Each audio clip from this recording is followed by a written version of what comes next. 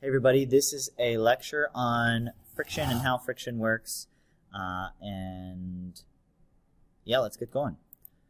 Okay, so friction, the variable is F sub F for force of friction, is a force between surfaces sliding or trying to slide against each other. It's friction that causes objects to slow down when they're sliding, and friction which prevents them from sliding when they would otherwise slide. And it's caused by micro roughness of the surfaces as they're trying to slide against each other.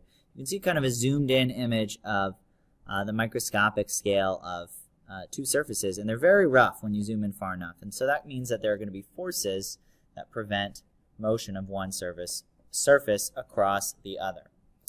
Friction always resists sliding motion. So that'll tell us about the direction of the force. And it's always parallel to the surface that is that's causing the force. There are two properties that affect friction. One is how hard two objects are pressed against each other. The stronger two objects are pressed against each other, the more frictional force there is. And the variable that tells us how hard objects are pressed against each other is the normal force. It's sometimes written as Fn, sometimes it's written as R. IB writes it as capital R, sometimes F sub n. The other thing that affects friction is the roughness of the two surfaces. So if you have rubber on rubber, for example, that's going to be more frictiony than glass on glass. So we take that into account with this variable mu. It's the Greek letter mu. Mu, it's the Greek m. And it stands for the coefficient of friction between two surfaces. It is a dimensionless number, which means it has no units, and it has to be empirically derived, that is measured, for every different set of surfaces. That means there's going to be a different coefficient of friction for like glass on plastic versus something like rubber on wood.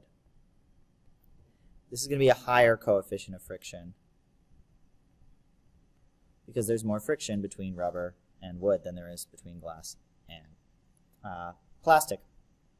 When we combine these two factors, we get an equation that relates friction to our normal force. Force of friction is mu times the normal force, or force of friction is mu times the normal force. This is the IB way of writing it, mu capital R. There are actually two different types of friction, though. There's dynamic friction and there's static friction. Dynamic friction is friction between sliding objects, and it always acts opposite to the velocity. When things are sliding against each other, energy is dissipated usually as heat. And for our equation, we actually add a subscript to our coefficient of friction. It's going to become mu d for the coefficient of dynamic friction. So this just tells us that it's a coefficient for objects sliding against each other. We can see these tire tracks. That means we braked so hard that our tires were grinding against the ground. So that means we were sliding. It's sliding friction or dynamic friction in this image. R is our normal reaction force in the equation. So friction is mu d times R. There's also static friction. Static friction is friction between objects that are not moving against each other, but they want to move against each other. And we're using static friction to move all the time.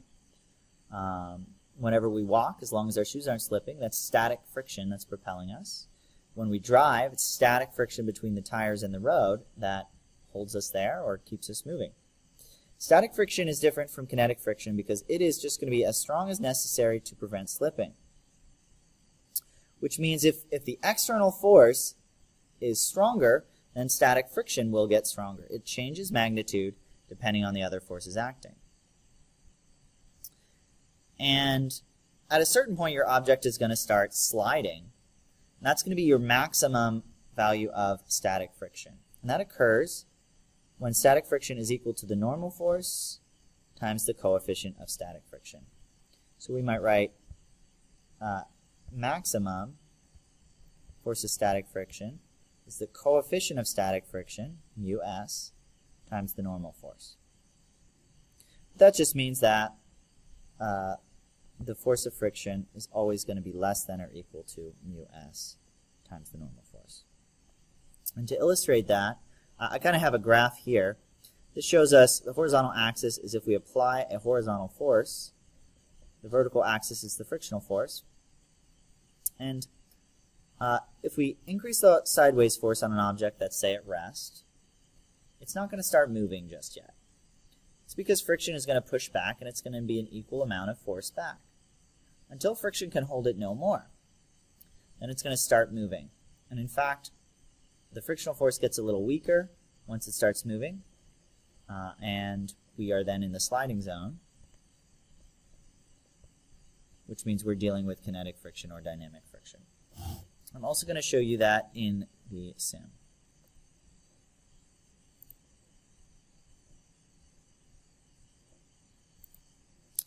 So if we take a look at this sim, this is called the ramp. It's by PhET. I'm going to lower the ramp to 0. If we apply an external force to this filing cabinet, it'll show us the free body diagram for the forces acting. Notice that friction is equal to the applied force. It's canceling it out, and our object is not moving until eventually I push so hard that I overcome static friction. And now I've overcome static friction. It's now kinetic friction, and the object is now starting to accelerate. If I push harder, it'll accelerate faster. That's pretty much that. This is the ramp by PhET.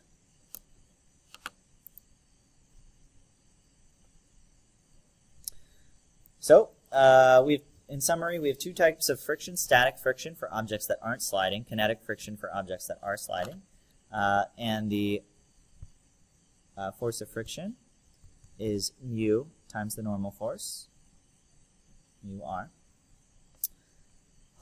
When we're solving problems with friction, we're just going to draw a free body diagram, fill in what we know, set of Newton's second law, but we may also need to relate the normal force, frictional force, and the coefficients of friction now that we have this equation.